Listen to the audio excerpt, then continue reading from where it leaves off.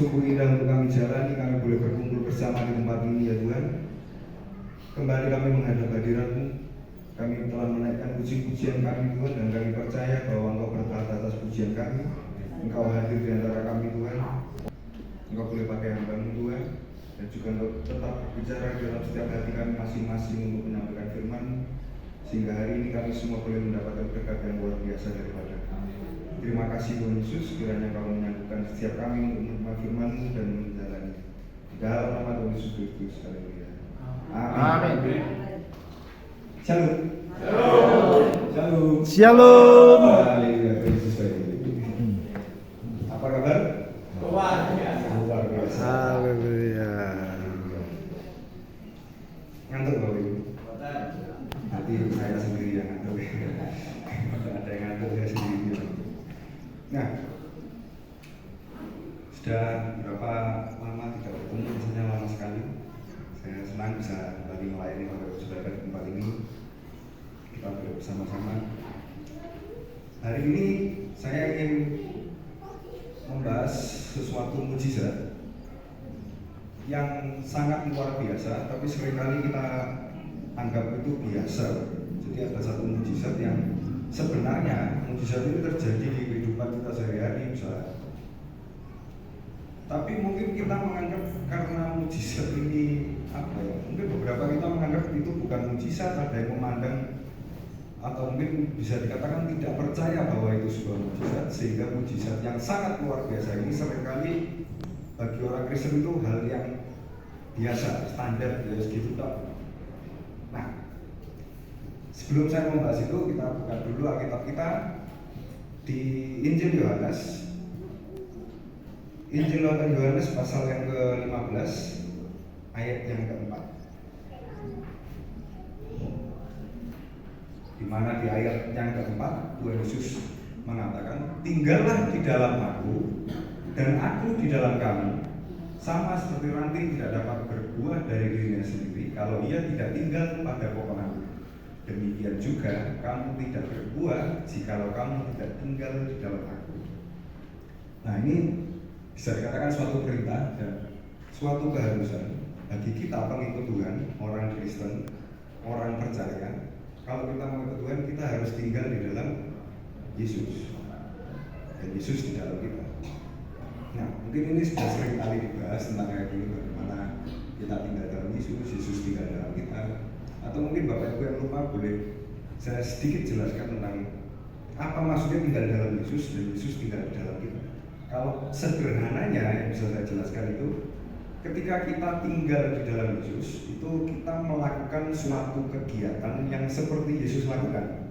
Apapun itu, bisa berdoa, bisa menyembuhkan orang sakit, bisa berpuasa, macam-macam kegiatan yang dilakukan oleh Tuhan Yesus. Itu kalau kita di dalam Yesus. Kalau Yesus di dalam kita, bukan hanya kita bertindak, melakukan atau berkata-kata, tetapi kita berpikir pun seperti Yesus berpikir. Nah, itu yang lebih sulit sebenarnya untuk dilakukan. Tapi intinya di sini yang ingin saya tekankan adalah bahwa kita harus tinggal di dalam Yesus. Dan kalau kita sudah tinggal di dalam Yesus, Yesus juga bisa tinggal di dalam kita. Jadi ini seperti hal bolak-balik ya. Kalau Yesus tinggal di dalam kita, maka kita juga tinggal di dalam Yesus. Nah, sebagai orang Kristen, hal ini mungkin ayat ini juga sering dibacakan, mungkin Paskah juga sering dapat ayat-ayat yang berkaitan dengan pokok anggur ini. Karena kita wajib tinggal di dalam Yesus, maka kan kemudian kita mulai memikirkan bagaimana bisa ya kita tinggal di dalam Yesus, kemudian Yesus di dalam kita. Ini kayak sesuatu hal yang sedikit mustahil untuk dilakukan. Tapi mungkin dengan pemahaman kita yang seperti ini, kita masih bisa ya, mungkin ya bisalah saya tinggal dalam Yesus, Yesus dalam saya. Tetapi kemudian ada satu ayat yang sempat membuat saya ini terbebani. Ayat kok bisa membebani? Bisa. Ayat ini pernah membuat saya bahkan sangat terbebani. Kita bisa buka sama-sama di surat Yohanes, 1 Yohanes 2 ayat 6. 1 Yohanes 2 ayat 1 sampai 6 ini bicara tentang bahwa Yesus itu perantara antara kita dan Bapa.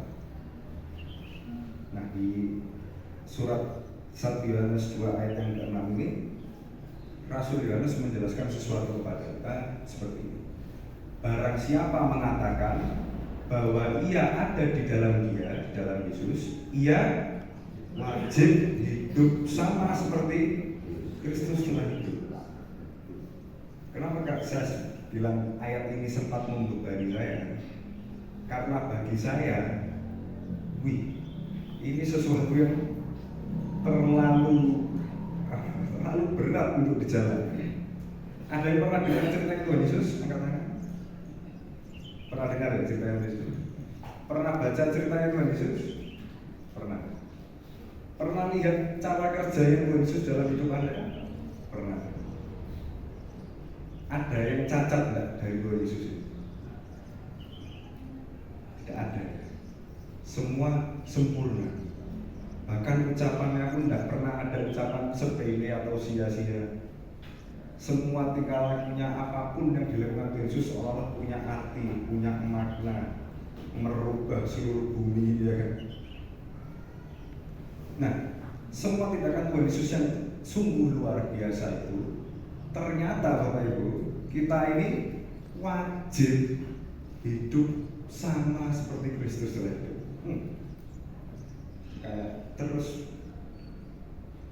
pripun? Nggih pripun? Mau tahu pertanyaan sabun.